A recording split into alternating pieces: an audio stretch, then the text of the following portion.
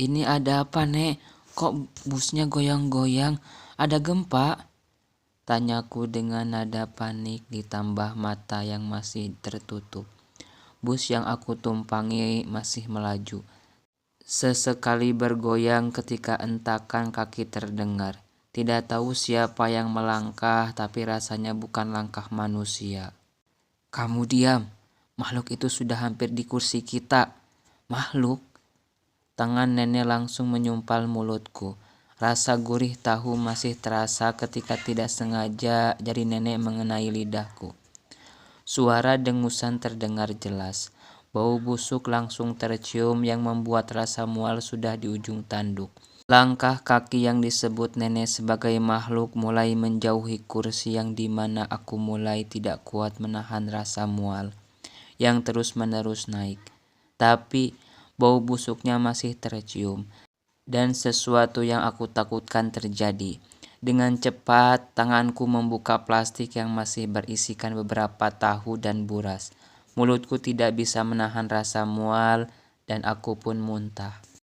Sebentar lagi dia akan pergi, ucap nenek dengan nada berbisik. Sekarang kamu bisa membuka mata. Perlahan aku membuka mata dan semuanya tampak seperti tidak terjadi apa-apa. Beberapa penumpang tertidur pulas dan ada juga yang sedang memakan cemilan sambil mengobrol. Asap hitam sudah tidak lagi terlihat. Begitupun dengan apa yang dikatakan oleh nenek sebagai makhluk. Kemana perginya makhluk yang nenek sebut dan apa yang sebenarnya terjadi? Seperti yang aku katakan tadi, bus ini adalah bus hantu. Jawabnya dengan nada pelan ketika mengatakan bus hantu. Iya, aku tahu soal itu. Yang ingin aku tahu adalah siapa makhluk yang lewat barusan dengan napasnya yang sangat bau sampai aku muntah. Ingin rasanya mengatakan, akan tetapi aku memutuskan bertanya saja. Terus, siapa makhluk yang nenek katakan tadi? Makhluk itu adalah penunggu jalan tol ini. Seperti petugas tol yang memeriksa setiap yang lewat. Aku mengerutkan dahi. Melirik keluar jendela, bus sudah masuk jalan tol ternyata. Apakah kita berada di alam lain, Nek? Alam manusia dengan alam jin hanya bersebelahan. Sekarang kita memang sedang berada di alam jin, akan tetapi 1 detik kemudian kita bisa di alam manusia. Maksudnya, Nek? Aku masih belum paham.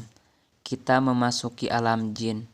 Berarti semua penumpang bus ini bukan manusia, termasuk nenek?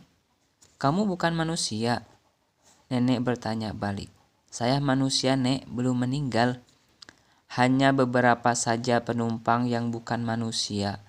Tapi mereka tidak merasa sedang berada di bus hantu dan masuk dunia lain. Karena mereka tidak memiliki apa yang kamu miliki. Saya memiliki indera keenam, Nek. Kalau apa yang dikatakan nenek benar, berarti aku adalah anak indigo yang bisa melihat makhluk halus. Tapi rasanya aku tidak akan kuat ketika harus melihat makhluk-makhluk aneh dan menyeramkan ada di sekelilingku. Tidak juga, ucap nenek singkat. Terus, penampakan yang aku lihat bagaimana? Kondektur tanpa berkepala, wajahnya hancur, dan foto makhluk yang ada di kursi belakang. Terus, semua yang aku lihat bagaimana, Nek? Kataku dengan wajah semakin penasaran. Sudah, nanti akan aku jelaskan lagi. Nenek kembali menutup mata, sepertinya dia akan tidur lagi. Aku hanya mendengus kesal sambil melihat ke arah jalan tol. Pepohonan di pinggir jalan tol terasa berbeda, warnanya bukan hijau melainkan hitam. Semuanya berwarna hitam, batang, daun, ranting, dan rerumputan. Hanya langit yang tampak berwarna biru dan awan putih yang menutupi sebagian matahari. Apakah ini masih di dunia jin? Tapi Mobil-mobil melaju saling salip untuk cepat sampai di tempat tujuan. Bus kembali menyalakan klakson. Satu mobil sedan tiba-tiba menyalip dari arah kanan. Tanpa memberikan lampu tanda akan menyalip. Sang sopir langsung mengeluarkan kata-kata pedasnya meskipun mobil itu sudah melesat jauh dan pasti tidak akan terdengar. Ponselku kembali berdering. Itu dari ibu. Kamu sudah di mana, Nak? Baru masuk tol, Bu. Mungkin sore atau malam sampai rumah. Beberapa detik kemudian pesan kembali dibalasnya. Astagfirullah, masih jauh, tapi kamu tidak kenapa-kenapa kan? Tidak, Bu, tapi busnya berhantu. Apa? Bus hantu? Kamu turun saja, Nak. Bahaya. Pantesan saja perasaan ibu tidak enak dari tadi. Berkali-kali ibu melihat ke arah pintu. Ibu was-was. Tidak, Bu. Aku akan tetap di bus mencari tahu apa yang sebenarnya terjadi di bus ini. Doakan saja supaya aku baik-baik saja. Ya sudah. Ibu selalu mendoakan kamu supaya selamat sampai rumah. Kamu juga jangan lupa berdoa sama Allah supaya hantu-hantu di bus tidak mengganggu. Baik, Bu. Aku memberitahu ibu untuk tetap tenang di rumah dan jangan menyebarkan apa yang aku katakan ke orang lain. Pesan aku akhiri karena baterai ponsel tinggal setengahnya. Dan perjalanan masih jauh. Aku harus berhemat meski ada powerbank di tas. Aku membuang sisa plastik ke tempat sampah yang ada di samping kursi.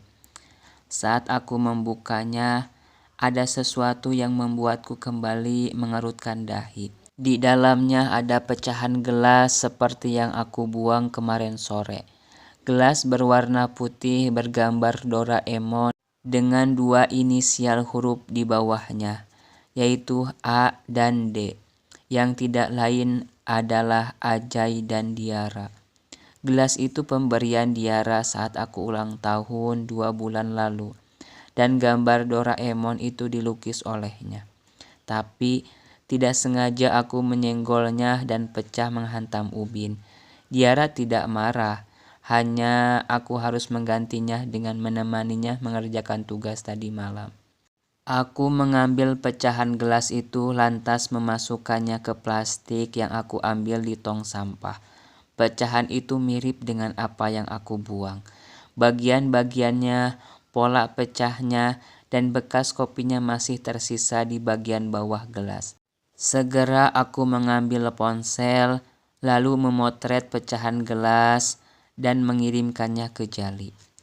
Jal, coba lihat apa masih ada gelas pecah di tong sampah depan kosan, gelas seperti gambar ini. Pesan terkirim, checklist 1. Mungkin Jali sedang tidur dan datanya tidak dinyalakan. 5 menit, 10 menit, Jali belum membalas pesanku. Berkali-kali aku sudah mengirimkan pesan menyuruhnya supaya membaca pesan dariku karena darurat. Tapi tetap saja dia tidak membacanya. Perempuan paruh baya melihat ke arahku ketika aku tidak sengaja melihatnya. Dia tersenyum. Aku membalas senyumannya sambil mengangguk lalu kembali fokus ke ponsel. Berharap Jali segera membalas pesanku.